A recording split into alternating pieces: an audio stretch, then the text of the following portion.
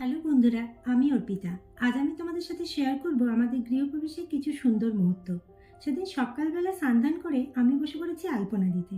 আর এই দেখো, আমার মা, শাশুড়ি মা, বড় পিসমণি, ঠাম্মি তারাও সবাই রেডি হয়ে গেছে পুজোর জন্য। এরই মধ্যে এসে হাজির পুরোহিত মশাই।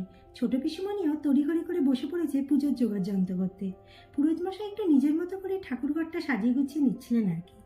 এরপর বেশ কয়েক ঘন্টা ধরে চলল পুজো, আর তারপর হোমযজ্ঞ পর্ব।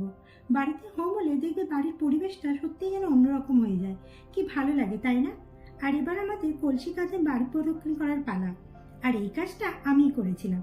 আর এই যে দেখো, আমি হাত নেড়ে নেড়ে কী যে বলছিলাম সেটা তো আমি এখন মনেই করতে পারছি না। সে যাই হোক, এই যে আমি, আমার মা আর আমার পাশের এই মিষ্টি মেয়েটা আমার একটা ছোট্ট ননদ। এরপর আমরা সবাই ঘরে ঢুকলাম, আর ঘরে ঢুকে বেশ কয়েকটা ফটো তুলে নিলাম। আমার চ্যানেলটি ভালো লাগলে অবশ্যই লাইক, কমেন্ট, শেয়ার করো। আর আমার চ্যানেলটা সাবস্ক্রাইব করতে ভুলো না কিন্তু।